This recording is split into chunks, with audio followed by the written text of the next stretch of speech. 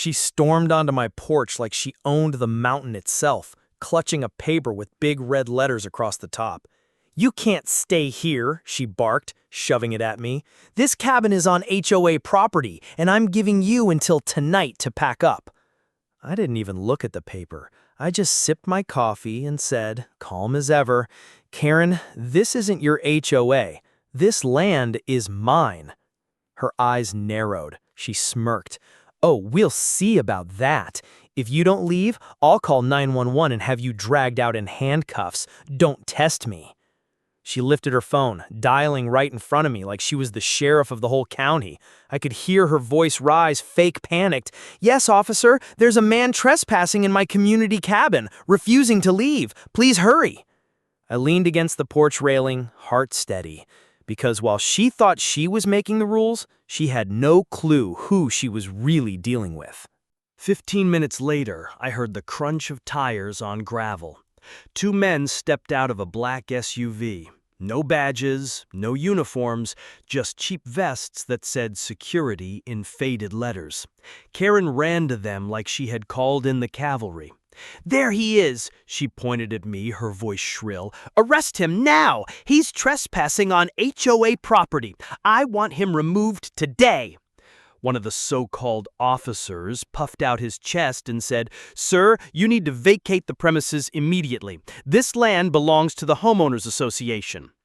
I raised an eyebrow. "Really? And who gave you the authority to enforce the law around here?" The taller one hesitated, then muttered, "We're contracted security." Karen jumped in before he could stumble any further. "They're basically cops. You either leave or get dragged out."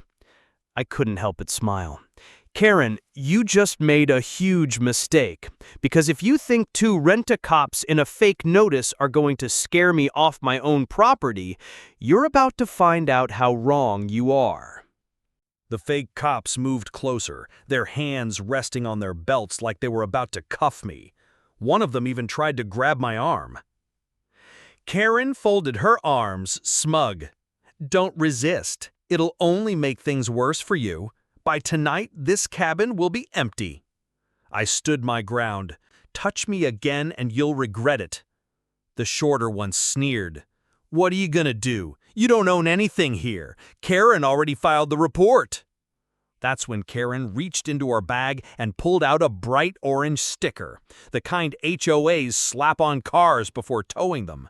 She marched right past me, stuck it on my cabin door, and declared, "Official notice of seizure. You're done here." I clenched my fists. Watching her plaster that sticker on my door felt like a knife twisting in my chest. This wasn't just about a cabin, it was about my family's legacy. My grandfather built this place with his own hands.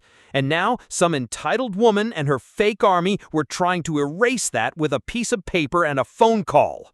I took a deep breath and whispered, just loud enough for her to hear, "Karen, you don't know it yet, but this cabin isn't the only thing I own here." She froze for a second, then laughed in my face. "You? Please, you can barely keep your little shack standing. I run this county." If only she knew the truth. The fake cops pushed past me, stepping inside the cabin like they already owned it. One of them looked around and whistled.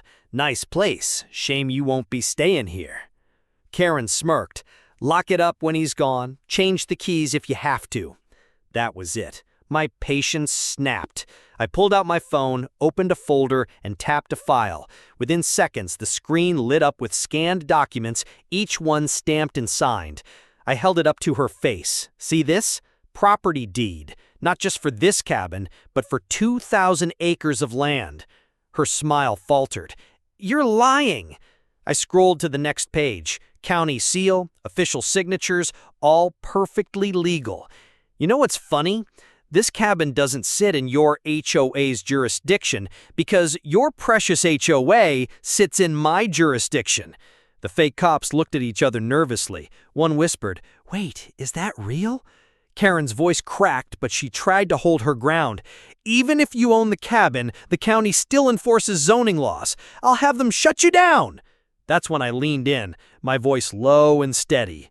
"Karen, I don't just own this cabin, I own the county, every inch of it, which means you're the one trespassing on my land. For the first time, her confidence drained from her face. Karen's jaw tightened, but instead of backing off, she dug her heels in deeper.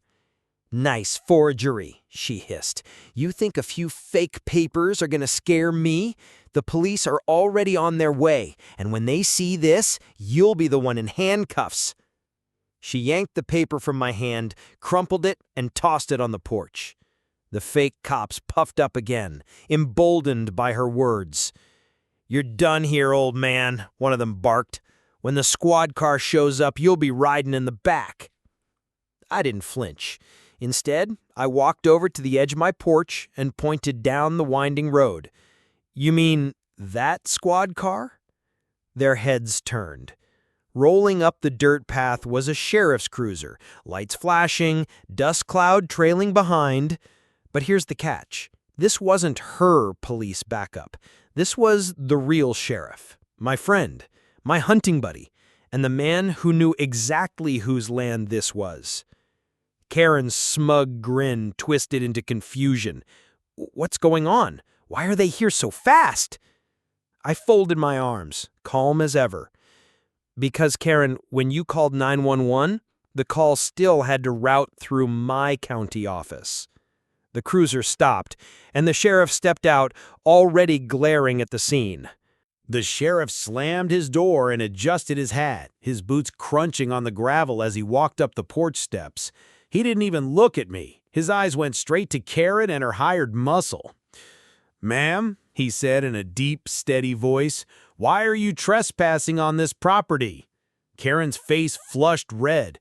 "Trespassing? Are you blind? He's the one squatting here. This is HOA property, and those are my officers." She gestured to the two men, who suddenly looked a lot less confident under the sheriff's glare. The sheriff cocked an eyebrow. "Officers, huh? You two got badges?" Neither man moved. One mumbled something about being private contractors, but the sheriff cut him off. "So, impersonating law enforcement. That's a felony in my county." Karen's smile cracked. They're just here to help enforce community rules. He's breaking code." The sheriff turned to me. "You got your deed handy?" I pulled out my phone again, opened the file, and handed it to him. He scanned it carefully, then let out a short laugh. "Well, would you look at that? This man doesn't just own this cabin, he owns the county. Every road, every lot, every tree, which means you're standing on his land without permission." Karen's face drained of color. The fake cop stepped back, ready to bolt. I leaned closer to her, voice low.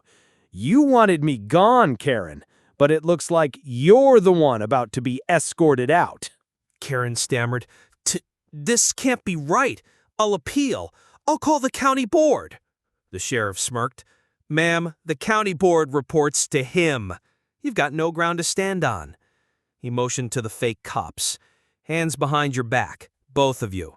Impersonating officers is serious business." The two men didn't resist. They knew it was over. Karen, on the other hand, thrashed and shouted as the sheriff stepped toward her. "You can't do this! I run this place!" I shook my head slowly. "No, Karen, you just ran your mouth."